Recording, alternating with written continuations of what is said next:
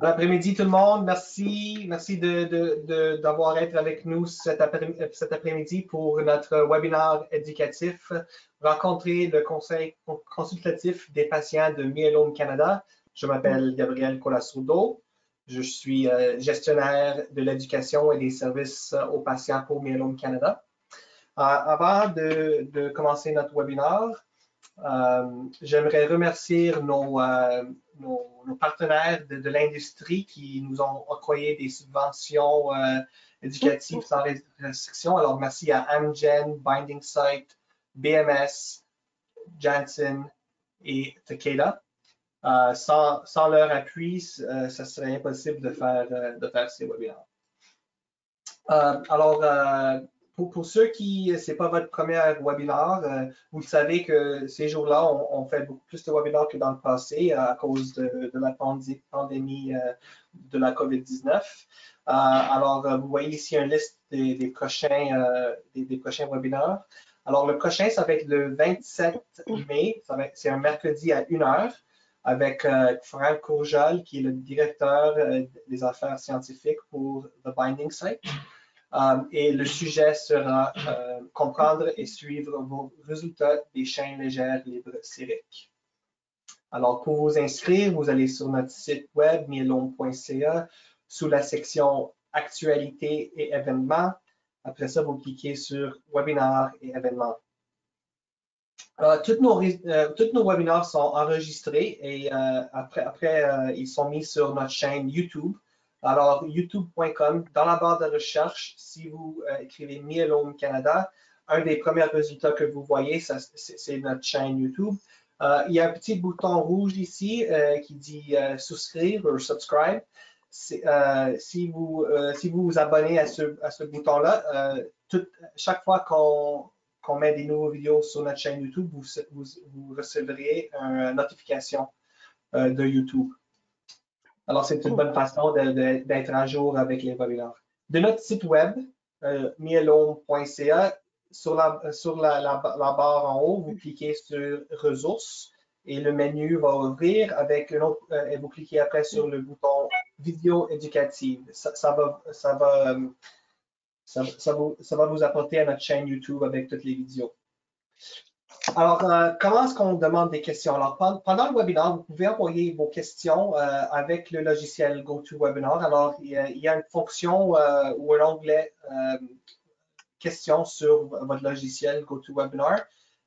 Vous tapez votre question ici et vous appuyez sur le bouton Send ou Envoyer.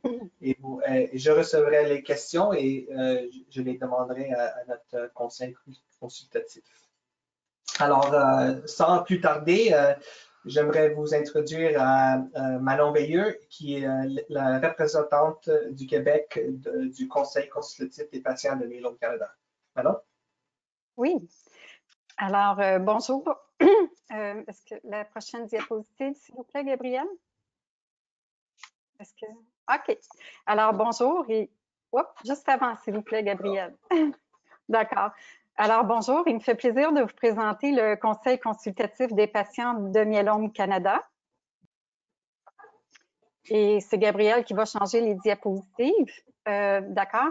Donc, l'objectif du Conseil consultatif des patients, que je vais nommer le CCP, est né de la volonté de Myélome Canada d'inclure la voix de la communauté du myélome de partout au pays dans les décisions prises par Myélome Canada. Donc, la communauté du myélome comprend les patients, les proches aidants et les groupes de soutien. Parce qu'une image vaut 1000 mots, je vous présente tout de suite les belles personnes qui sont les membres à travers le pays. Dans un premier temps, David McMillan est le président fondateur du CCP et de retour comme président intérimaire pour cette année. Pour couvrir la région de l'Ontario, il y a deux représentants, Glenn Hussey et Deb McKnight. Et l'Ouest canadien est desservi également par deux membres, Phil Harbridge et Susan McLean. Et David McConkey couvre la région de l'Atlantique. Pour ce qui est de la région du Québec, je me trouve à poursuivre le travail de Hervé Benoît, qui est aussi un membre fondateur du CCP, qui maintenant doit laisser sa place parce qu'il y a une règle dans le CCP qui ne veut pas qu'un membre reste plus de 3 ans afin de favoriser les échanges d'idées et donner la chance à d'autres personnes d'y participer. Mais c'est certainement pas par manque de passion. Hervé est aussi passionné qu'au départ et il est présent pour m'accompagner dans la transition. Merci Hervé. Mais que font-ils? Tous ces gens-là se rencontrent tous les mois par conférence téléphonique pour partager et discuter des besoins qui nous sont communiqués de tous.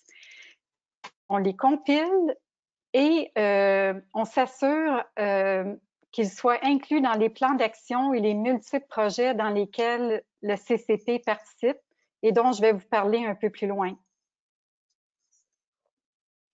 Mais d'abord, l'évolution du CCP. En 2014, Myélome Canada a formalisé l'intégration de la voix de ceux qui vivent avec le myélome à travers ses différents communautés en créant le CCP. Donc, le président et les membres fondateurs ont été élus en 2015 et depuis 2017 et 2019, les régions de l'Ontario et de l'Ouest du Canada sont desservies par 2 membres plutôt qu'un. Et depuis février 2020, le Québec et l'Ouest du Canada est représenté par 2 nouveaux membres, dont Phil pour l'Ouest du Canada et moi au Québec. Et comme je mentionnais tantôt, les membres ne peuvent rester plus de 3 ans pour favoriser les échanges d'idées et donner la chance à d'autres d'y participer. Gabrielle, s'il te plaît. OK. Maintenant, les rôles et les responsabilités du CCP, c'est d'être le lien de la communauté du myélome entre le conseil d'administration et l'équipe de Myélome Canada. C'est aussi de faire valoir auprès des décideurs les défis rencontrés et la perspective de la communauté du myélome de partout au pays. Par exemple, un manque d'informations dans une région ou des difficultés d'accès aux médicaments ou à des soins. Donc, c'est aussi de participer au développement des programmes de Myélome Canada et de les appuyer dans leurs activités régionales. Voici, pour vous donner une idée, les activités auxquelles les membres du CCP ont participé en 2019. Donc, plusieurs infosessions, dont à Lethbridge, Grande Prairie, Red Deer, Sudbury, Granby. Ils ont aussi participé au Sommet des leaders de groupes de soutien qui a lieu à tous les ans et en 2019 qui a eu lieu dans la pittoresque ville de Québec. Ils sont aussi présents à la table ronde scientifique de Myélome Canada qui regroupe les grands chercheurs et les médecins spécialisés en myélome où se discutent les traitements et la nouvelle médication ou les médicaments pour traiter le myélome. Donc ça, c'est très important parce que ça permet d'avoir la voix des patients dans les décisions. Ça va, Hervé? OK. Ça va, Hervé? Oui? OK. Donc, ça permet d'inclure la voix des patients dans les décisions qui sont prises par les grands chercheurs et médecins spécialisés en myélome. Ils sont aussi présents lors de la conférence nationale de Myélome Canada, qui malheureusement cette année n'a pas pu avoir lieu à Montréal, mais qui sera offert beaucoup en forme de webinaire à cause du COVID-19. Et il participe aussi à la rédaction des infoguides éducatifs dont vous connaissez probablement certains d'entre eux. Le guide destiné aux proches aidants, le guide sur la gestion de la douleur et de la fatigue, le guide sur la gestion des cellules souches, afin de s'assurer que les données des patients sont incluses dans les guides éducatifs. Il participe également au sondage auprès de la communauté du myélome. Et ils ont aussi participé au fonctionnement de l'application Mon dossier myélome, que j'utilise et que j'apprécie beaucoup. J'espère que c'est la même chose pour vous. Et Myélome Canada rencontre les instances gouvernementales afin de les sensibiliser sur l'accès à des médicaments pour traiter le myélome et aussi pour les sensibiliser lorsque des règlements empêchent certaines personnes de recevoir des traitements dans certaines provinces qui pourraient être bloqués par certains règlements. Donc, c'est très important de faire ce travail-là parce que les décideurs, si jamais personne leur communique les enjeux, ce serait impossible pour eux de prendre des décisions éclairées concernant les enjeux pour le traitement du myélome. Des membres du CCP peuvent être présents lors de ces rencontres-là, mais aussi des patients. Donc, ça fait en sorte que des patients rencontrent les instances gouvernementales, peuvent parler de la situation et partager leurs enjeux et leurs défis directement avec eux. C'est vraiment extraordinaire. D'ailleurs, j'ai eu la chance d'y participer à la dernière rencontre et j'ai été vraiment... j'ai vu l'importance de cette approche-là. Donc, les objectifs pour 2020, évidemment, c'est de continuer d'agir comme porte-parole de la communauté du myélome. C'est aussi de faire valoir l'importance de répondre aux sondages de notre part parce que c'est vraiment une façon fantastique de pouvoir communiquer. Et les informations ou les enjeux dont vous nous faites part sont compilés dans un rapport qui sera remis au conseil d'administration et à l'équipe de Myélome Canada afin qu'ils puissent en tenir compte aussi. Donc ça, c'est très, très important.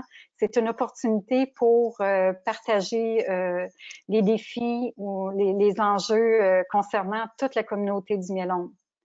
C'est aussi d'accompagner Myélome Canada dans la gestion de crise du COVID-19, qui jusqu'ici fait un travail formidable, mais même en ajoutant notre voix puis en faisant connaître les enjeux suivant la campagne de COVID-19, ça permet, Myélome Canada apprécie beaucoup recevoir un feedback, ne serait-ce que pour leur permettre de se confirmer qu'ils sont sur la bonne voie.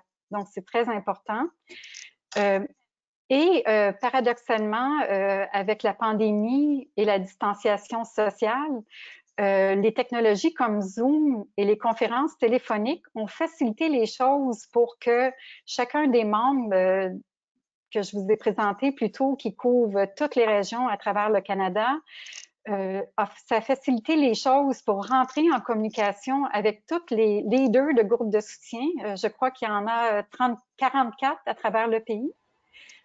Et de pouvoir, dans cette rencontre-là, dans un premier temps, de confirmer comment ça se passait pour tout le monde à travers la COVID-19. Et agréablement, plusieurs groupes de soutien ont manifesté leur intérêt de garder un contact régulier à raison de 2 à 3 fois par année ou aux 2-3 mois. Donc ça, c'est une belle action qui est en marche et qui se poursuivra en 2020, de garder un contact rapproché avec tous les groupes de support à travers le pays. Ça va aussi de soutenir les leaders de groupes de soutien afin de s'assurer que tout se passe bien pour qu'ils puissent poursuivre leur rencontre avec les membres de leur groupe, que ce soit en conférence téléphonique ou sous forme virtuelle, afin que personne reste isolé pendant cette période-ci. Et évidemment, on va continuer à soutenir l'équipe de Myélome Canada dans toutes les activités qu'elle organise pour nous.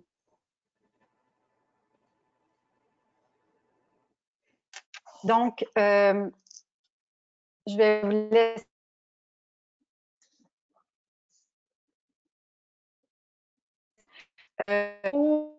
parler des personnes qui ont contribué au CCP dans le passé et les remercier aussi pour leur précieuse contribution.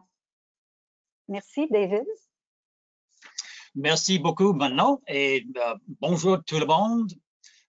Et spécialement, merci beaucoup pour tous les anciens membres du CCP. Premièrement, nous avons Laura Lee Dalrymple, membre fondateur, depuis 2015 et aussi Laura Lee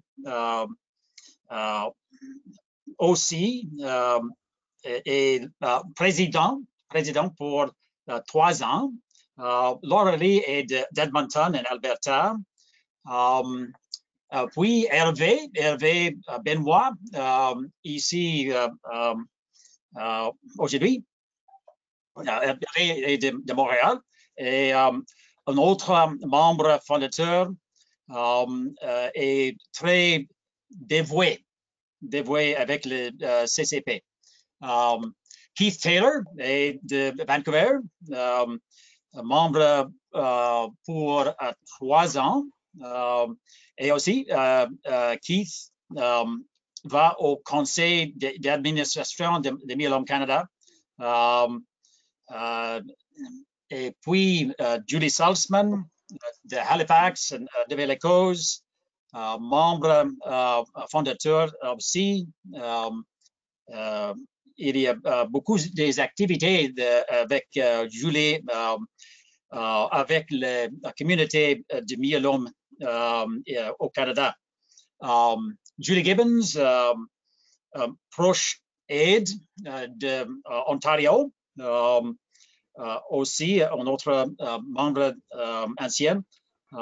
Et Eve McDowell. Eve McDowell a myélome maintenant pour 20 ans, depuis l'année de 2000.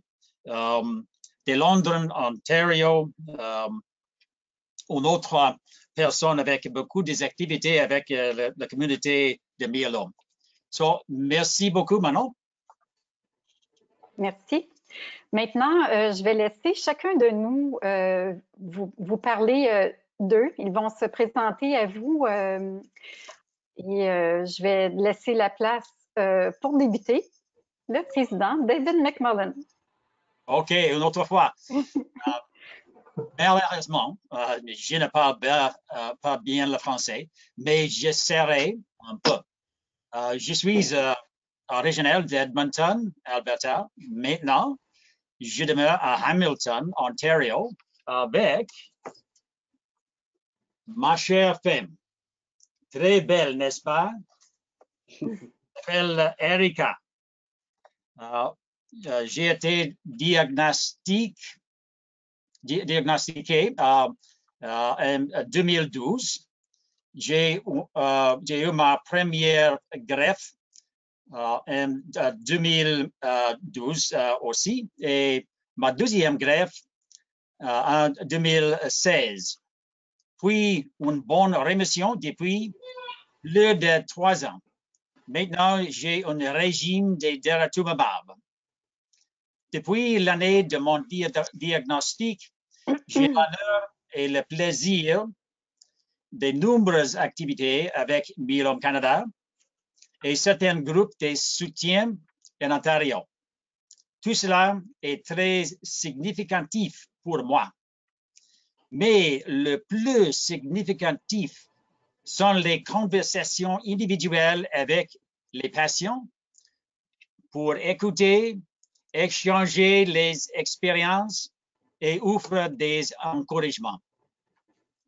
Nous avons des gens formidables et une bonne équipe dans le CCP maintenant.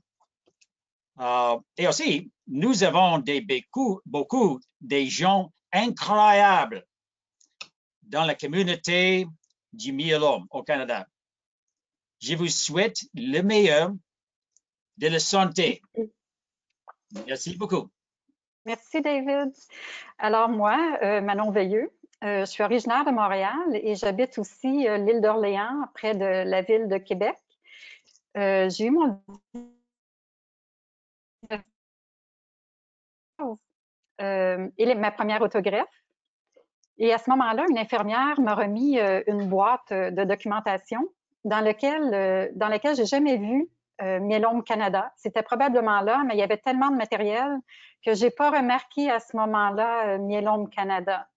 Donc, c'est pas avant 2018, lorsque j'ai reçu ma deuxième autogreffe, que j'ai découvert Myélome Canada alors que j'étais assis dans la salle d'attente et que sur le mur, il y avait une affiche sur laquelle on indiquait chercher quelqu'un pour créer un groupe dans la ville de Québec.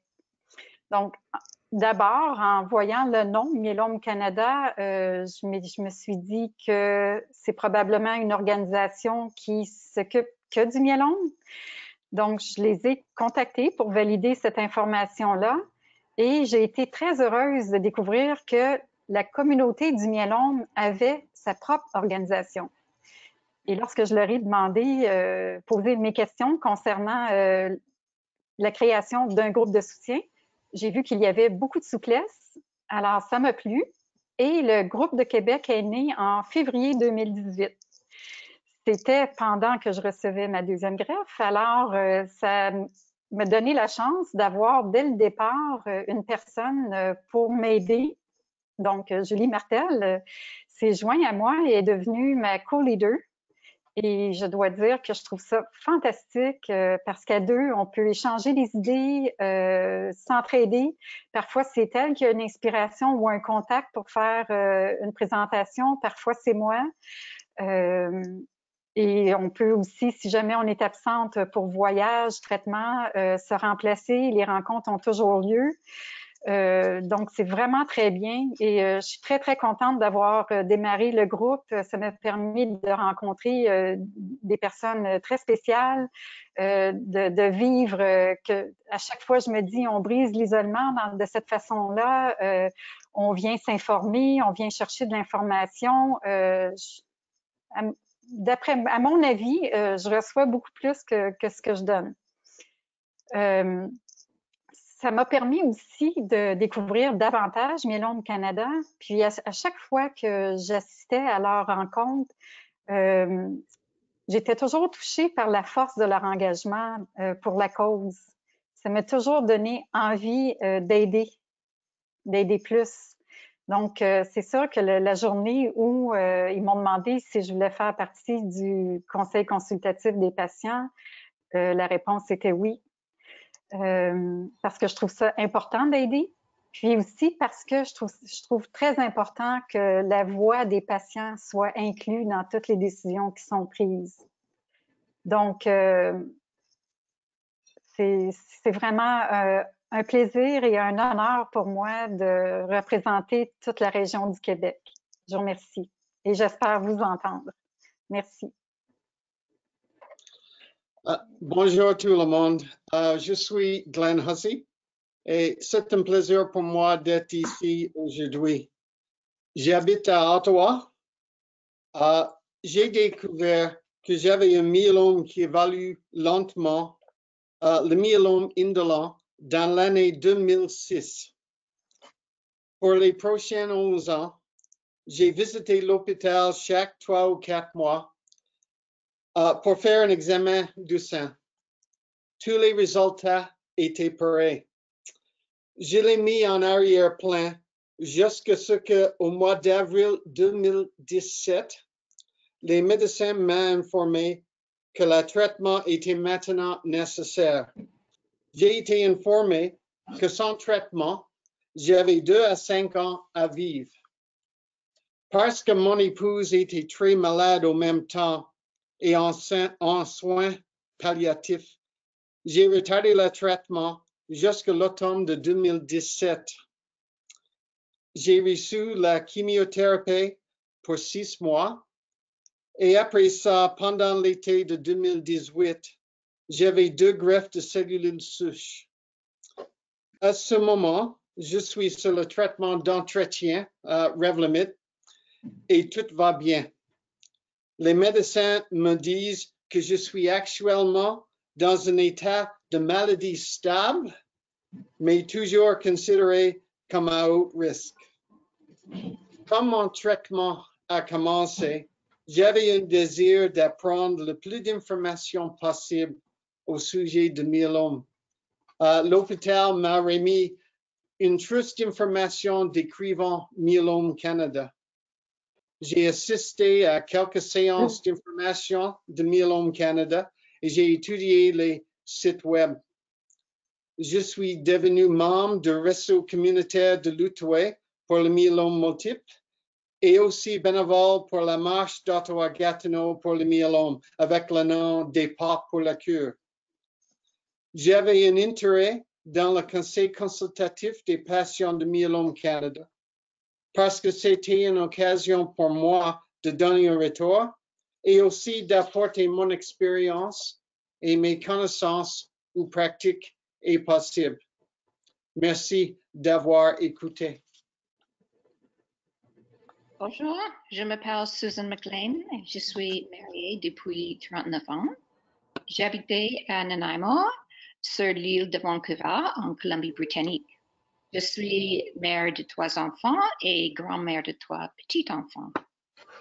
Avant mon diagnostic de myélome, j'étais professeur d'anglais à niveau secondaire. J'ai aussi travaillé pour le ministre de l'Éducation de la Colombie-Britannique. J'ai été aussi président de professeur d'anglais de la province. J'ai reçu mon diagnostic en 2016, après 6 mois de fatigue extrême et 6 vertébrés brisés découverts par une CT scan. J'ai reçu ma greffe en mai 2017. Après mon diagnostic, j'étais en bonne forme et j'ai maintenant retrouvé ma forme et ma santé. Après ma greffe, j'ai pris bortezomib pendant 2 ans et maintenant je ne prends pas plus de médicaments. Après ma greffe de cellules souches, j'ai pris mon retraite parce que mon docteur considère qu'il y a trop de microbes à l'école. Maintenant, je fais des exercices au gym, je nage à la pool, à la piscine avant COVID-19. Je pratique le yoga et je marche avec notre chien. De plus, je prends des classes de français à l'Association des francophones de Nanaimo et je joue avec un ensemble au Conservatoire de musique nationale.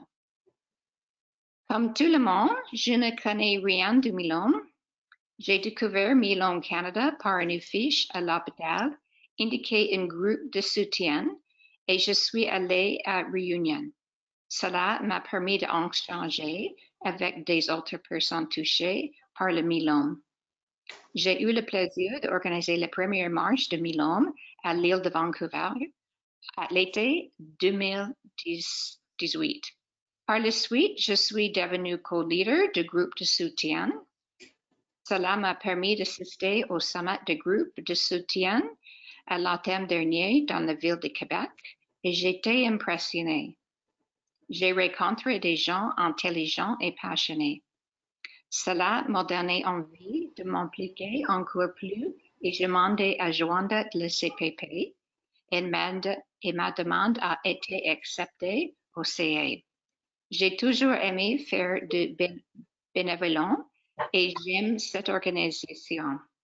Ils sont dynamiques et professionnels. Merci de votre présence aujourd'hui et j'espère échanger avec vous bientôt. Bonjour, je suis Hervé Benoît. C'était un honneur et un plaisir d'être votre représentant au sein du CCP, le Comité Conseil des patients de Myélome Canada. Ça m'a permis de mieux comprendre les avantages de participer à un organisme d'entraide nationale et d'apprendre de l'expérience de tous ces gens qui représentent ceux qui vivent avec le myélome au Canada.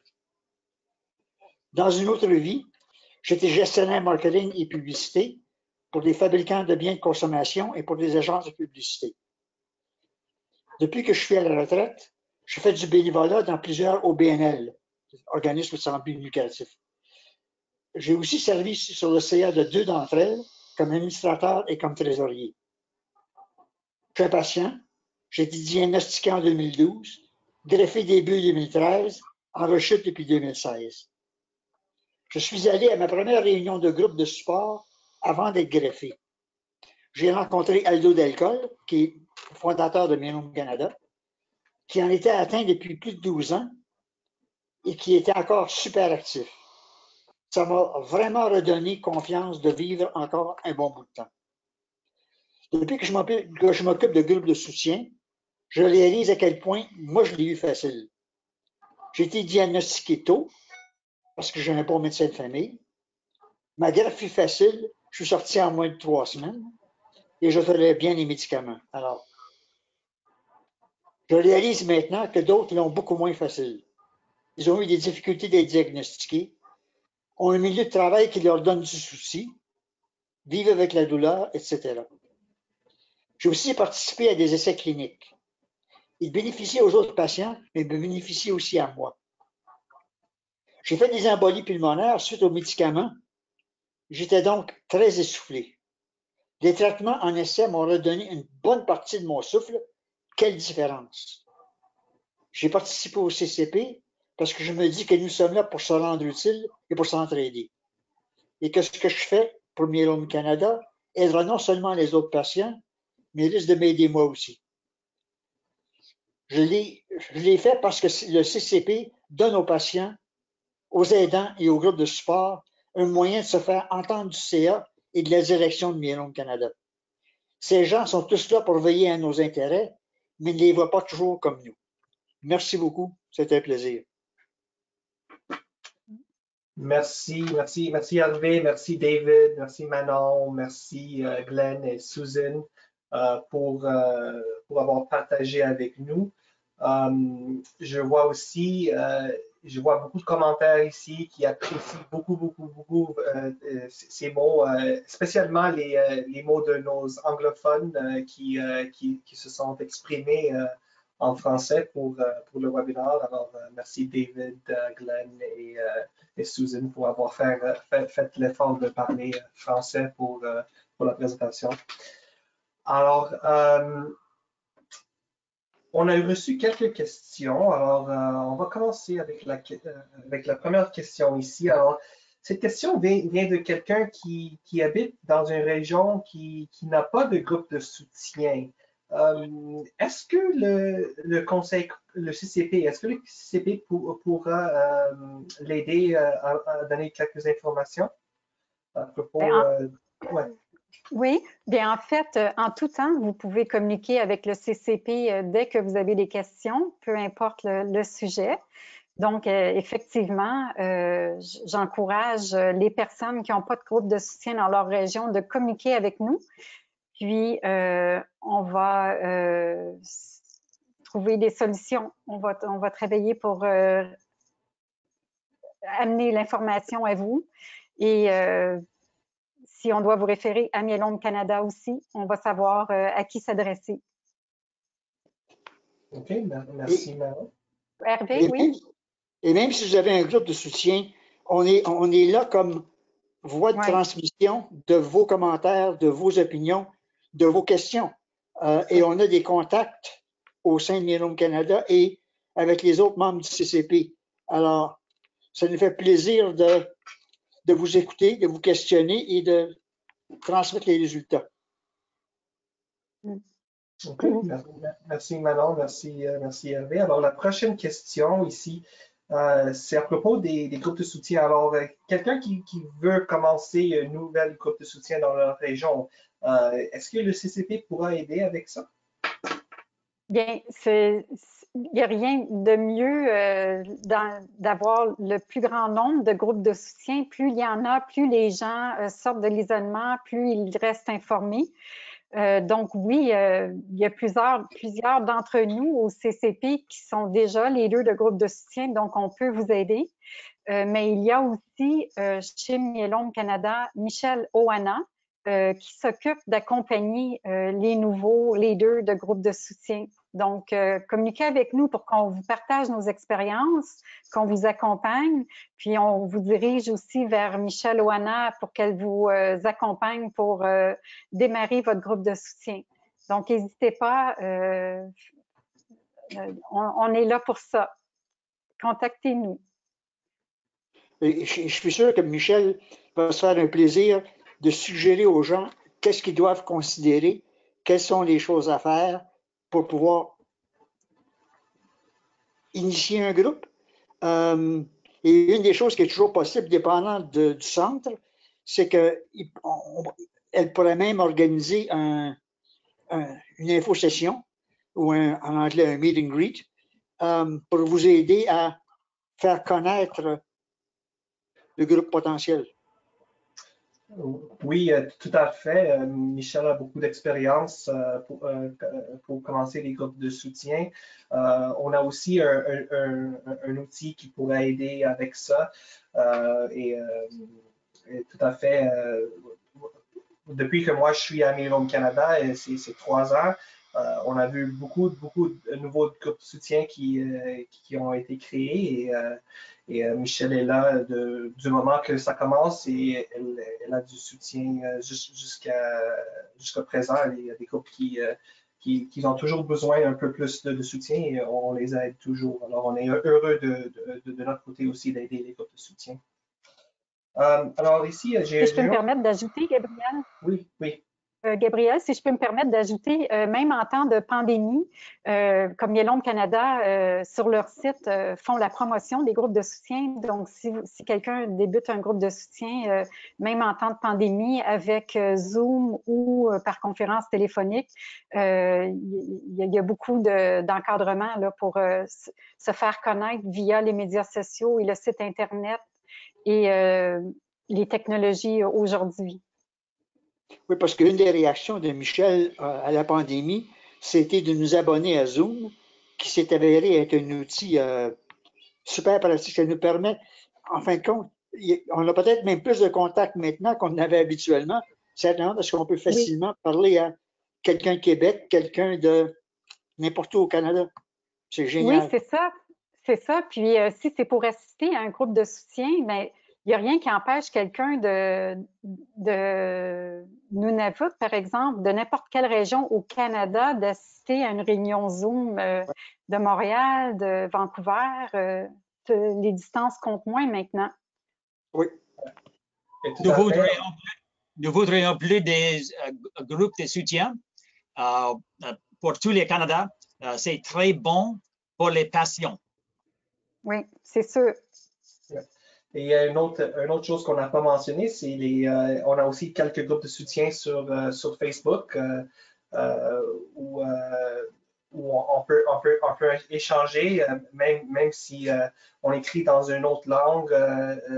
Il y a une fonction sur Facebook qui traduit les messages. Alors, on peut quand même avoir une discussion avec quelqu'un qui peut-être ne parle pas la même langue que vous.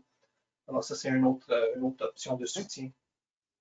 Et on peut trouver tout ça sur le site web de Minimum Canada, les liens pour se rendre sur les groupes Facebook. Oui, c'est ça, Gabriel, parce qu'il y a des gens qui hésitent à se rendre physiquement lorsqu'il y a des rencontres, mais qui veulent participer.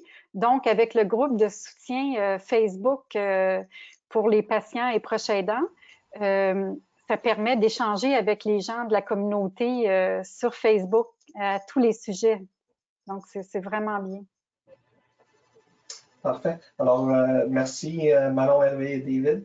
Alors, la prochaine question, pour quelqu'un qui a une question pour Minimum Canada, mais c'est vraiment à qui contacter ou trouver de l'information. Est-ce que le CCP peut aider avec ces sortes d'informations? Bien, absolument. Comme Hervé et moi, on mentionnait tantôt, pour toute question, vous pouvez nous contacter. Puis, étant donné que on connaît plusieurs personnes chez Minimum Canada et des contacts dans plusieurs milieux, en nous contactant, on peut vous faire le lien. Comme on dit, on est la courroie de transmission. Donc, on est comme le premier contact pour faire le lien selon vos besoins. OK, merci Manon. Alors, avec ça, on n'a pas plus de questions. Alors, ça va terminer la session de questions. Si un va rentrer dans 1 minute, peut-être on pourrait la répondre, mais pour l'instant, c'est toutes les questions qu'on a. Alors, j'aimerais remercier tout le monde d'avoir participé à notre webinaire. Je vous rappelle que notre prochain webinaire, c'est le mercredi 27 mai.